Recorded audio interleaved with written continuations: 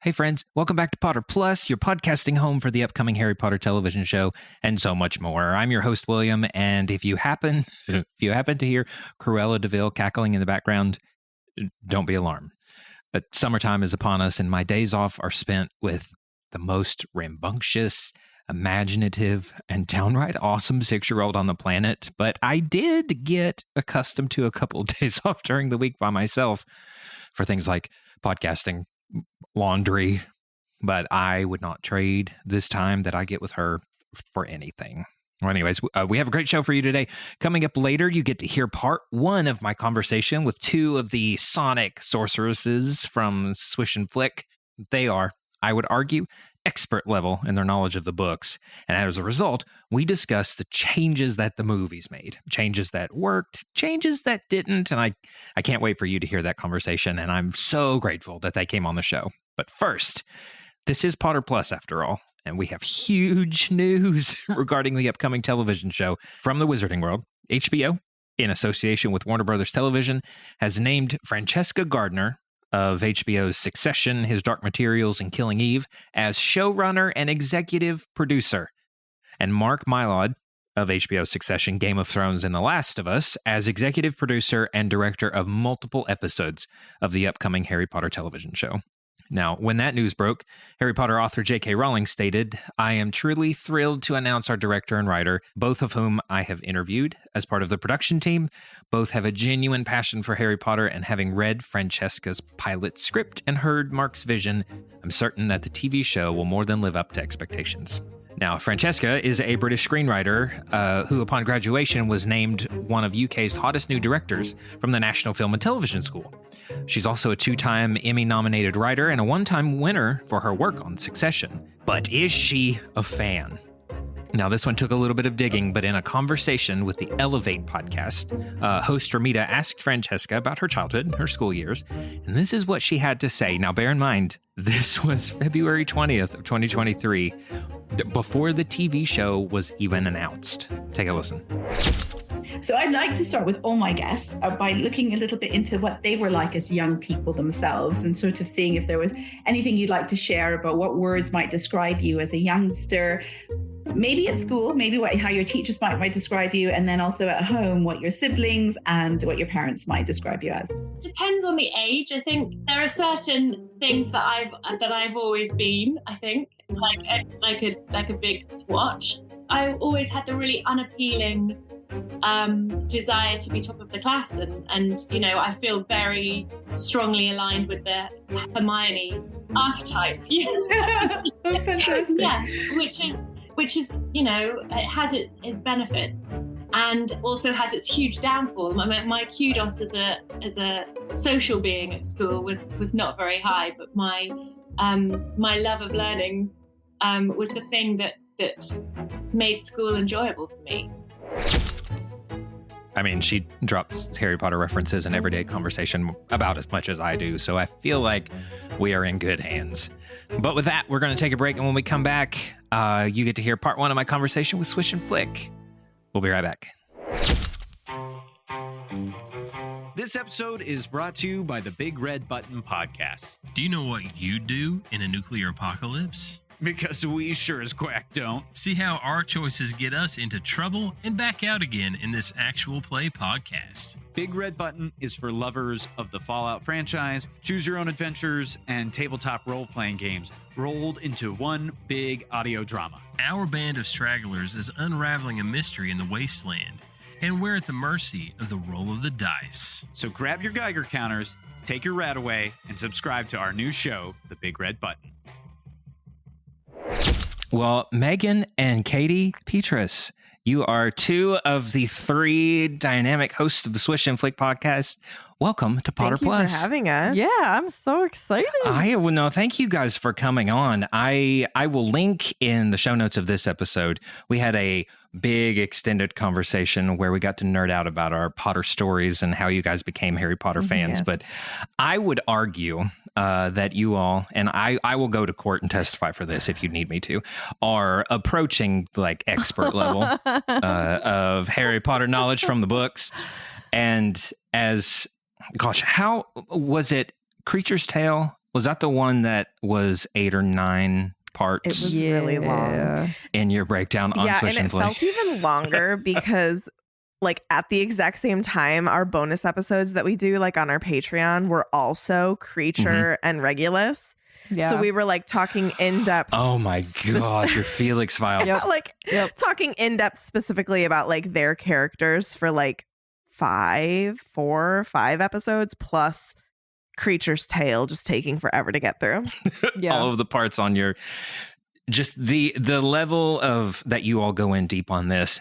I thought you all would be absolutely perfect to discuss what we're going to discuss today. I want to kind of outline things in anticipation of the television show, HBO Max. I think they just recently switched that it's an HBO original and not a Max original. Oh, really? Now, but see, we're not an expert. Yeah, I didn't know that. I'm excited. Oh, well, I'm very excited, and they have an opportunity to, I think, learn from what they've done before. Not that I'm saying that there was anything like big intrinsically wrong with them, but I think we can both agree that there were things that they changed from book to movie that worked, and things that they changed from book to movie that did not work, and some of them get under my skin so bad. But my love for the series runs too deep for me to ever be like, oh, I'm not watching it ever again. And I'm like, no, I'm probably gonna have another marathon next month. Yep. So tonight, let's start out. Let's get all the negativity out first before we gush over what the movies did right. Let's start out with what the movies changed from the books that did not work. And I've said in previous episodes of Potter Plus that this is kind of an audio reference for Max. Like, feel free to take any of the ideas, any of the theories, any of the direction that you want to go. Use it. I give you my full blessing. All I ask for is annual passes for life. Universal. That's great. That would be awesome. So any of the creatives, if you happen to stumble on this show, if you want to throw in some bonus ones for Megan and Katie, that'd be good too. And Tiffany. I guess we can include her. I'll take a free butterbeer too. So, gosh, what is that? What's our cost going to be on that? Like 30 cents? It'll be fine. All right. Well, I'll let you ladies go first. What is one thing that the movies changed from the books that you just did not like? Do you want to go? Want me to go? Go ahead. Okay. I wrote down a whole bunch, but we'll just pick the first one that came to mind. Voldemort in Deathly Hallows, end of the series, right? Pivotal moment. Like, oh my God, we've been waiting years for this. I forgot about this, actually. I can't believe I did not write this down. Bursting into Voldy bits. No. Yeah. He's supposed to be mortal and land as a dead body, and that is so symbolic. Profound. Yes. Yeah. We're not Thanos dusting anyone here. Right. This is that the symbolism of him trying to fight death and ascend to a level above mere mortality and then falling. And I don't like that it was just him and Harry. Yeah. Everyone was supposed to witness it. And so when Deathly Hallows was coming out is when 3D was really big. I was hoping you would tell. Are you going to tell the funny story? Sure. Yes. But I think that's why that creative choice was made. Like, that was a choice made purely for 3D movie purposes, so that they could like have pieces of Voldemort floating around. But I remember the one I know, we went right? to go see. We went to go see this movie so many times, and one time we did go see it in 3D because I was like, it's being offered that way. I feel like I should go see it one time. So we went, and it's the ending, and the Voldy bits are everywhere, and I was just like, ugh, it got in my mouth. It's just so I don't like it. That is a really good one. And a lot of the changes, you could tell that they were made because it's a visual format and they wanted to play with that creatively. But I completely agree. He needed to thud on the ground, dead, limp, and wholly mortal and wholly dead. Yeah. Again. I was just gonna say, and to go along with that, like the whole part of their like battle leading up to that moment where they were like flying around the school And I was going to bring that one up too, but I didn't know if that was on anybody's list. And they kind of like apparate and mash together. And their faces like coming out of like. No. I hate it. That part again. Or him. 3D, but. Yeah. What did either of you watch the Inhumans? No. Marvel's TV show. Well, I don't even remember what her name. Medusa, maybe. There's a character whose hair can basically act as extra limbs, where it can wrap around things. And when he was standing on the little bridge, and he was using the tendrils of his cloak to. Yes. Oh yeah. It's like what? Yeah. Oh yeah. And he was like tying him up. Tried to block that out of my memory. Yes. Yeah. I know. I did too. Oh. That I think that whole section of that movie is probably in my opinion, their biggest failure.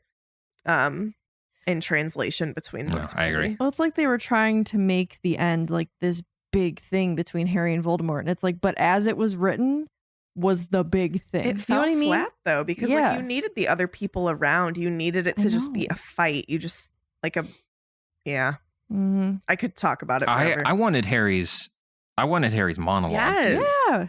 It's so good. Because as I can remember the first time that I read that, like my heart just kept beating faster and faster and faster Like as he chills. kept dropping these revelations, and then Voldemort becoming like him throwing it off like you lie, Right. and then like getting visibly Yeah. flustered, and then finally being provoked to attack, and not just why do we have to have a beam struggle? Like I know A beam struggle. that a beam struggle. With the bubbles. Let me shoot my beam at you. You shoot your beam at me. Yeah, well, priority in Quintana in the graveyard. That one makes sense because that's what regurgitated. But everything is a beam struggle. It's like, let me shoot my beam at you. You shoot your beam at me. They'll meet. There'll be a little fireworks display over it. Yep. And no, I didn't realize that so many. I actually don't have any from Deathly Hallows. And when you brought that one up, they just kept unlocking in my brain. And Sorry. no. I'm glad that we get to end this with when they took creative liberties, what worked well, and that I'm excited for that too. But Megan, what's one that you have? The lack of explanation for the entire Marauder story is probably like such a failure, because I think about how my parents enjoyed seeing the movies, I think, because of how much I loved them, but they were interested in the story enough to like actually care and watch it, but then they got lost during Prisoner of Azkaban because they didn't read the books. Everyone does. If you have not read the books, that's where it goes off the rails. And I don't blame them. Because you're like, it just like, I mean, I didn't notice because obviously like I had read them, but like if you really think about it, like nothing is explained. Like just nothing's explained. And that's when we started watching it with one of our friends too, who had never read them. And he was like, 1 and 2 were great. But like when I started watching the third one and I was just like, what's going on? Like, what's happening? And I'm like, because you get this tiny little like, oh, James and Sirius were great friends. You don't get the depth of James, Sirius, Remus, and Peter, and how these boys became anime guy because their friend was so lonely and like was a friggin' werewolf. And then that leads to literally everything else. Like Sirius's imprisonment, him escaping, like, oh my god. I almost think that Jenny has now watched almost all of the Sorcerer's Stone. We do kind of skip over the Two-Face section. Because we saw a black spider outside. And I said, well, you got to be careful because some of them can bite you and they can really hurt you. And had nightmares for weeks. And I'm like, I can only imagine if she saw just a bug outside and had nightmares for weeks, if she saw a man with 2 faces and then Quirrell also Thanos does, which again, we don't have to get into that one. But we let her watch the cutscenes from the Lego games. Oh. There are YouTube videos that like take all of the cutscenes and kind of like mash them together. Okay. And, nobody really dies. They just break apart into Right. bricks. And it's kind of a bit of a comedic twist on that. They do a better job explaining the Marauders than the movies did. Oh my God. I believe that. In the cutscenes to the Lego version, they do a better job at that. So, no, I completely agree. I have a friend who was like, oh my goodness, the third movie, Alfonso Cuarón. It's just the cinematography. Oh, the choices. And I'm like, I mean, I understood what was happening, but from a narrative perspective, there are threads that are like, if you had no preconceived notion about this movie, it would not make any sense. Yeah. So, no, I agree with you there. I do appreciate a lot of the creative choices that Alfonso made, like The darker tones. artistically. Yeah. Yeah. The direction he took the films, like that type of director was needed going forward, but like they needed some help. I mean, he set the visual language for the rest of the totally. series. Yeah, totally. Like, he made the first. Chris Columbus. It's magical. It's magical. It was magical. It was whimsical, but it very much felt sterile almost. Even the castle did.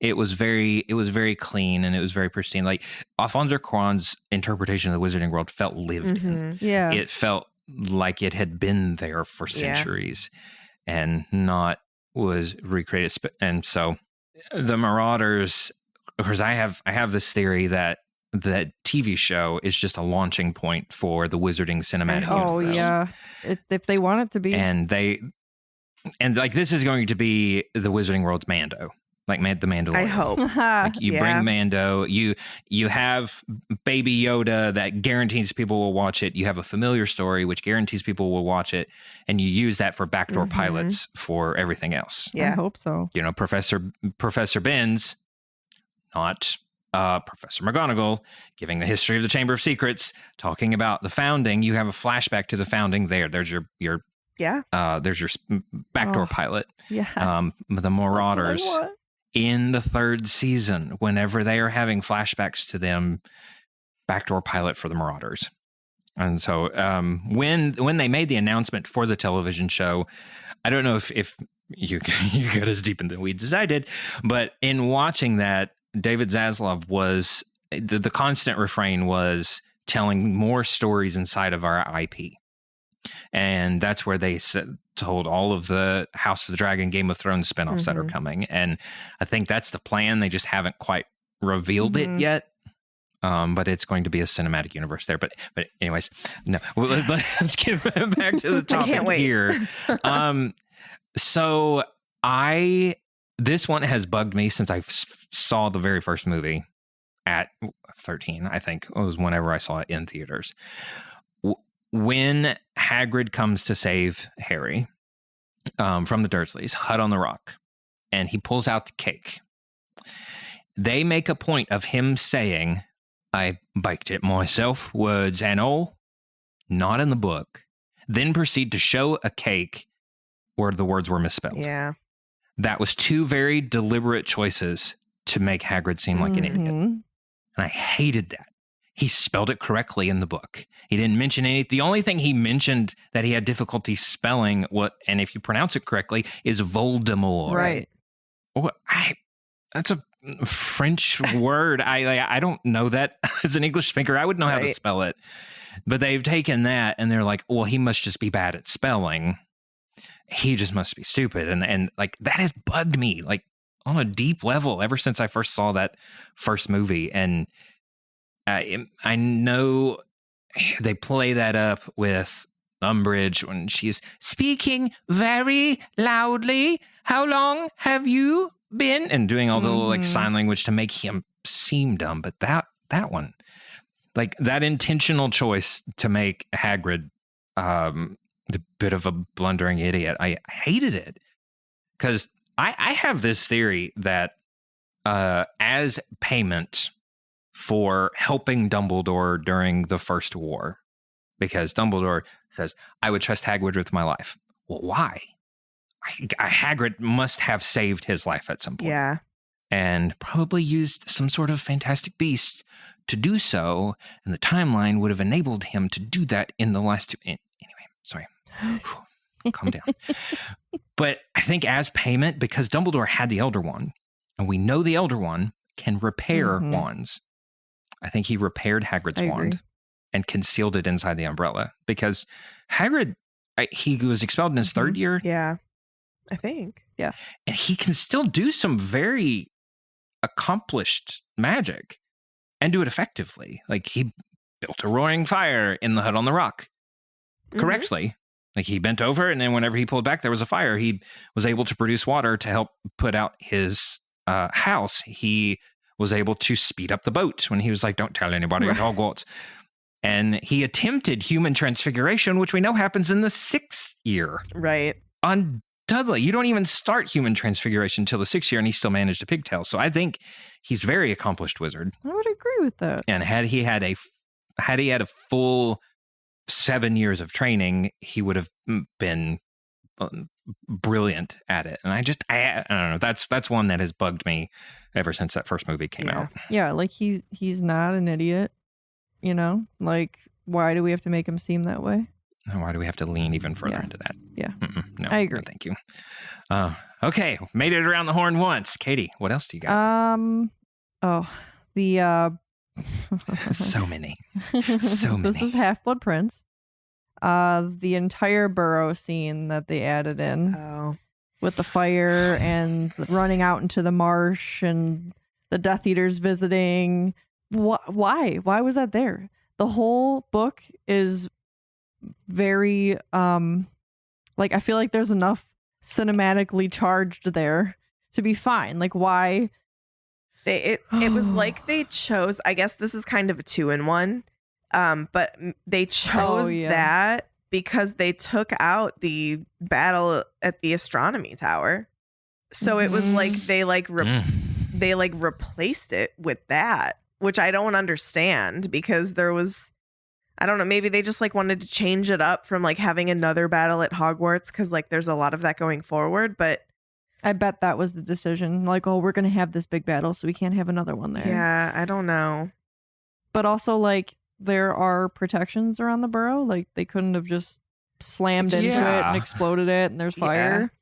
What frustrated me is that it just didn't make sense. Yes, it just, more than anything. It didn't jive, you know? Harry Potter movie memory suppression apparently is a thing because you're like I was having a hard time coming up with them, and then it's like and they all come back and you're like, oh no. They all come flooding back. You mentioned that one, Voldemort dying at the end, and then I started replaying that movie in my head, and it was just one right after the other. It happens. Goodness. Okay, Megan. This is kind of oh, you know what? Hold on. I'm going to save that one for later. I missed getting Rita Skeeter's story. Like how she was an animagus and how Hermione captured her. Yeah, she kind of just like disappeared. Yeah, she just like isn't in it anymore. And like the whole like interview, wasn't that during Order where she meets them at the Leaky Cauldron? Because one of the educational decrees was any student found in possession of the publication known as the Quibbler will be expelled. That's right. Yeah. Yeah. So like that whole storyline, just like the rest of Rita's storyline, I wish that she'd come back in the films. And you know, I mean, I know that it's a controversial take, but I love that Hermione captured her in a jar and like threatened her. You all have seen the TikTok of Hermione being a psycho, where this girl is like playing out all of the things that Hermione has done, and she's got the jar with Rita, and she's like scratching on the glass, going, I'm breathing on it. I have not seen that. That's hilarious. If you haven't, I'll send it to you, and I'll link it down in the show notes. It was like Hermione being a sociopath for 2 minutes straight. That's hilarious. It was amazing. Kind of on that same vein, I don't like how much exposition they gave to Hermione to kind of bolster her bookishness, and how much they took away from Ron. Yes. Because the one thing that Ron had going for him was he grew up in the wizarding world. Yep.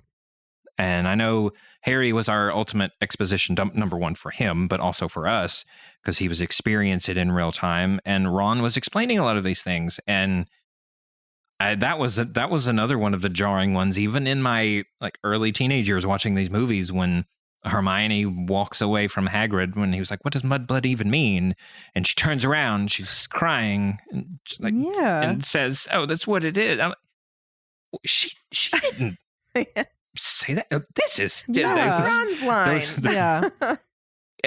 There were some early, that's when I was cementing my book reader first movie analyzer position that I think every Harry Potter fan gets into is like, oh, that's not how it happened right in the books. And again, I think it's and that's another part that bugs me is just dumbing down characters that were not, they were intelligent, they knew things, they had experience, they had things to contribute. And I know Ron liked to eat in the books, but that's all he seemed to be good for was being clumsy and eating. Truly. And like he is in the book and in the movie, he's comic relief, right? Like he says really funny stuff in the books, but like in the movies, that's like all he was good for because Hermione got a lot of his lines that were like very intelligent, you know? Yeah. Katie, number 3, what do you got? This is another Deathly Hallows one. The Voldemort Draco hug. Oh my God. Which is so, and it's so awkward. And then have you read Tom Felton's, what would you call that? Autobiography. Yeah, autobiography. I have the audiobook. I got about 2 chapters in and I don't know what derailed me, but he talks about this scene and how he went to like a premiere in the UK and it was like eerily quiet, like everyone would like, that's how it was supposed to land, like creepy, right? But then he went to a premiere in America and everyone was dying laughing because it's so awkward. And he's like, it just like blew me away that it was like seen that way. But it's just like, oh, I mean, it does its job and gives me mega creeps, but my reaction is to just kind of laugh about it. Yeah. There's a I think it was on YouTube. There's like a cut of like someone made that hug last even longer and it's so awkward. It's like watching a sitcom without a laugh track. Like it's terrible. When they stretch out, look at this graph from Nickelback and he's like holding a graph, or Smash Mouth, the years stop coming and they don't stop coming and they don't stop coming and they don't stop coming and they don't stop coming and they don't stop coming. It's like 2 hours long. It's kind of like that. That's amazing. Gosh, Deathly, you're unlocking all of those repressed memories from Deathly Hallows. Megan, what do you got? This is something small, but I missed the moment of Harry giving his winnings from the Triwizard tournament to Fred and George. Yes. That was, I really liked that. I just thought that was so like special that he wanted to do that for them. And he literally like said that this is like for the start of your joke shop. Like here's the kickstart. And I loved that little tidbit. I don't even think they talked about prize money at all. Like it was just like the glory of their school. And like obviously Harry wouldn't want it. And then all of a sudden, and then you go through 5, Fred and George make their exit, and then all of a sudden there they are, like wealthy businessmen. Right. What happened? How did that happen? And they didn't even play up. Yeah, they did. There was some scenes where they were testing out their Skyward boxes in 5. Okay, so you knew that something was in development, but it went from, hey, we made these fun sweets, ha ha ha, here you go, to all of a sudden we have premises in a shop in Diagon Alley. And yeah, that it's weird, the stuff that you fill in having read the books. Yeah. When you go to the movies and you can kind of make it make sense. I feel like the first couple of Fantastic Beasts suffered from that because it almost felt like there is a novel that we all should have read. I understand that. That would make this make more sense, but there isn't. It would be so good as a And that novel. was- Oh my God. It would be. Oh my gosh, can you imagine? It'd be awesome. Well, okay. I see. You've each done 3. I'll round out with this third one. And then because we're coming up on time again. I knew it would happen. We're famous for it. My biggest gripe was how much that they omitted Dobby from his first and last appearance. Yeah. Because he was kind of a pain in the rear end in the first one. And then all of a sudden, yes, he saves them, but it was kind of a should I care? Yeah. I wept. Because we had the background. When it happened. Yeah, we knew all. Yeah. I mean, Yes. yeah, we don't see him in 4, Right. you know? There's no Winky. Or he doesn't track. During the house. Yet there's He no doesn't track Draco in No. 6. Draco Yeah. in 6. Yeah, you don't Yep. get half. You don't get most of Dobby. I didn't even realize that. And you build that appreciation for him and the lengths that he's willing to go for Harry, and then that builds up to the point where he makes that ultimate sacrifice. And I know that was probably budget constraints because he was a fully CG character, and I get that. I mean, they wanted to write Creature out of 5, and she's like, no, kind of important a little later, just for the pure like budget constraints. But well, I knew it. I knew this would go long, and I've loved every minute of it. Thank you so much for coming on Potter Plus, and we'll have to have you back, and then we'll discuss. We'll come back for a positive note, and we'll discuss things in the movies. The movies changed from the books that we think worked. But Megan, Katie, thank you again for coming on Potter Plus. Thanks for having us. Thank you. This episode of Potter Plus is brought to you by our patrons on Patreon. For just $5 a month, patrons of the Grapefruit Network get early, extended episodes of all of our shows ad-free, access to the Grapefruit Network Discord, behind-the-scenes content, a shout-out on the show of your choice, swag packs, and much more. If you like the way that sounds, head over to patreon.com/Grapefruit Network. Again, that's patreon.com/Grapefruit Network. For this one, guys, thank you so much for listening. As always, we're going to round out the episode with a creator feature, and this time it's Alder Hollows. It's this delightful family on Instagram that do tons of Harry Potter DIY crafting. They have their own Ford Anglia and dress up as Arthur and Molly Weasley. It's the best. You need to go give them a follow. And as always, I wanted to remind you that Potter Plus is a production of the Grapefruit Network. To find out more about this show, you can visit us at potterplus.show. And to find out more about the other shows inside of our network, visit thegrapefruitnetwork.com. As always, thank you for listening. I'm William, and I promise you, you're just as sane as I am.